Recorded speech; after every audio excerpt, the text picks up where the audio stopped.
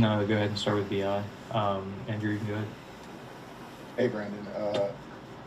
Stan was saying after the game that he talked about you and Z about making sure you guys bring it defensively as well. Do you think the intensity was where you guys wanted it tonight early, or was it something that was didn't come until late? I think we got the stops when we needed it at the end of the game. Of course, we didn't come in with the defensive intensity that we needed to come in with. Um, Cleveland had a lot of guys out, but they had a lot of guys ready off the bench to come in and do what they do well. And it's just something that we haven't seen from them, of course, with all the new players that were starting for Cleveland. But just something we got to be ready for. We knew they were going to attack us as soon as they came in. So we have to build for teams like that and be ready when they come in. Do you think you and Zion need to lead on that end of the floor as well? Be the best two guys, both on offense and defense. I mean, absolutely. That's just the way the game is played. Getting defensive stops and coming back on the offensive end, just trying to get the best shot for our team. So, of course, we have to lead everywhere on the basketball floor, whether it's us coming to the bench and saying something, whether it's on the defensive end making something happen, or on the offensive end making something happen. And I guess what's that learning process like when you're a young player in this league and you step into the role where a team, asks you to score 25, 30 every night, but also you got to be that guy on the defensive end. Just what's it like kind of learning the type of effort you got to put in every night when you're leading the team? Well, all it is effort. I think we all want to score the basketball, and that's something that just comes easy to us. But with just the defensive end, we just have to pay attention to detail and be ready for the game, watching film before the game, knowing personnel and knowing what players are coming. We all know that the NBA runs the same play, so just being in the position to affect the game on the defensive end the best way. ABI, two things for me. First, how did the foot feel tonight? I mean, the foot feels well. I'm not really paying attention to it as I go on the basketball floor. I feel 100% going on the basketball floor, so I'm just trying to play like I'm 100%.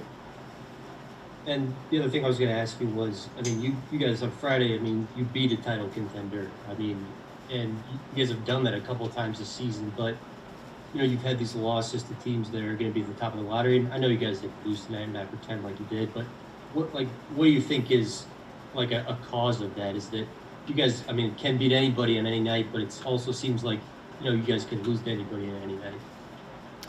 Yeah, so we all know the best teams in the league, and I think that's when we have more of a sense of urgency coming into games and knowing that we have to beat these teams and knowing from a pride factor that we can beat these teams. I think when we come in Cleveland, we feel like sometimes that we can have a night off and not have the same sense of urgency that we had against Philly, but. We're learning. We're learning that we have to have the same approach every time that we come in each game, and that we have to come in ready to have the momentum and keep the momentum. Hey, Brandon, you've had nights like this, against Detroit and Minnesota, and there's been some games, Orlando, where you guys have lost these type of games where you didn't have that kind of intensity. For you to actually turn it around, hold them to 15 points in the fourth quarter, and find a way to win, do you think that represents growth to be able to, even though it wasn't, the type of night that you wanted intensity-wise, that you did walk out with a win? Absolutely, it is growth. I think in every win, and even in losses, it's we show growth in things that we do and things that we're trying to get better at. But, but like you said, I don't think we can have many games like this when we come against teams that maybe not on our level offensively, maybe on our level defensively. But we can't come into games and let teams just stick around, because this is the NBA, of course, and anybody can get up at any given time, and anybody can get hot at any given time. So we just have to continue to push forward on the defensive end and have a sense of urgency and continue to talk about the things that we need to do to get better. Yeah, and Najee showed us he got the game ball tonight after the game.